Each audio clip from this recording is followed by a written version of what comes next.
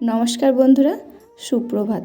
আমি নদিয়া জেলার Papiya AP daily ব্লগে সকল বন্ধুদের জানাই স্বাগত। তোমরা কেমন আছো সবাই? আশা করছি সবাই ভালো আছো আর সুস্থ আছো। আজকে হচ্ছে শনিবার, এখন ঘড়িতে বাজে সকাল 6টা। এখন থেকে তোমাদেরকে সাথে নিয়ে ব্লগটা শুরু করছি। আশা করছি ব্লগটা কিছুটা হলেও ভালো লাগবে।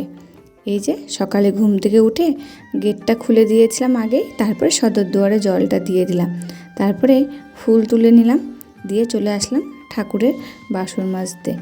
যাই হোক বন্ধুরা, ঠাকুরের বাসনগুলো মাজা হয়ে গেল, এবার ধুয়ে নিচ্ছি। তবে যাই হোক বন্ধুরা, ভিডিওটা স্কিপ না করে সম্পূর্ণ ভিডিওটা দেখার অনুরোধ থাকলো।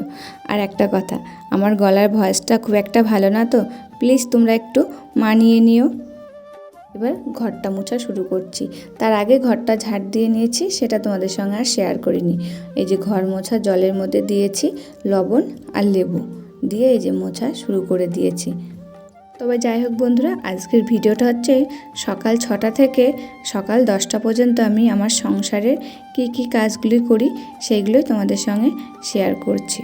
তবে যাই হোক বন্ধুরা, তোমাদের সঙ্গে কথা বলতে বলতে ঘরটা মোছা হয়ে গেল। তারপরে এদিকে চলে আসলাম হাঁড়ি আর কড়াই দুটোর উপর মাটি লেপে দিতে। তাহলে আগে মাটি লেপলে কী হয় বলো তো, শুকিয়ে যায়, বেশ ভালো হয়। তারপরে বাসি উনুনের ছাইটা তুলে নিচ্ছি। গরম ছাইতে তখন তোলা যায় না, আমি এই যে সকালবেলায় বাসি উনুন থেকে ছাইগুলো তুলে ফেলে দিই।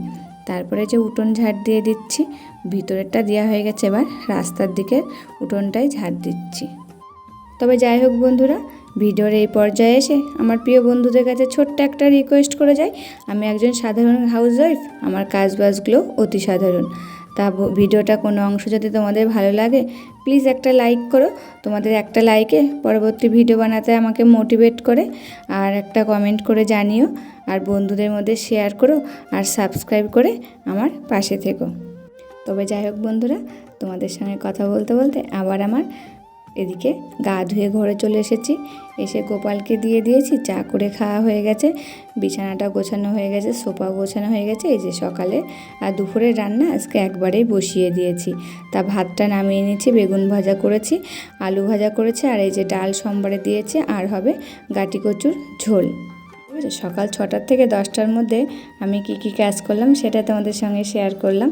তারপরে মেয়েকে নিয়ে স্কুলে দিয়ে আসলাম, স্কুল থেকে আবার বাড়ি চলে আসলাম, এসে একটু রেস্ট নিলাম, খেলাম, খেয়ে দেখো কত জামা কাপড় মাখিয়েছি সেগুলো কাচতে বসে গেছি। তারপরে তো বললাম না, যেমন মানুষের নিঃশ্বাসে বিশ্বাস নেই, এখনকার রোদ্দুরেও সেরকম বিশ্বাস নেই।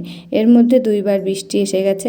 আর তাড়াতাড়ি করে যেতে যেতে জানো, মেয়েকে স্কুলে দিতে যেতে হচ্ছে আমি ছাতাটা নিয়ে যাইনি। তা দেখলে তো, মাথায় ওড়না দিয়ে আসলাম, তখন বৃষ্টি পড়ছিল।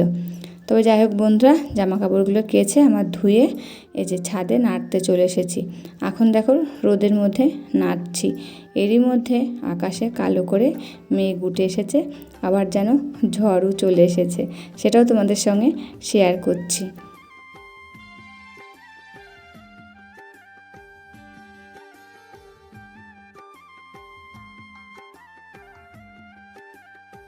জামা কাপড়গুলো নাড়া কমপ্লিট হলো, আর মেঘ উঠে আসলো, আবার সেইগুলো তুলে নিয়ে নিচে এসে দড়িতে নেড়ে দিলাম।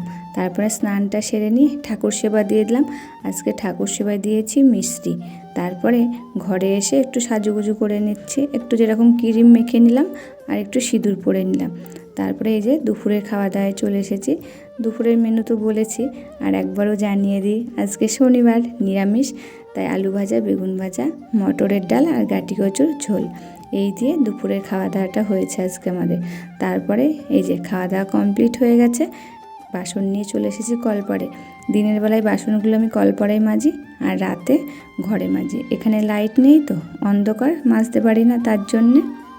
আর এঁঠো বাসন তো ঘরে রাখতে নেই, রাতে রান্নাঘরে যেহেতু মা লক্ষ্মীর বাস, সেখানে ওর জন্য আমি রাতেই বেসিনে বাসনগুলো মেজে ফেলি, আর কলপাড়ে অন্ধকার বলেই আসি না।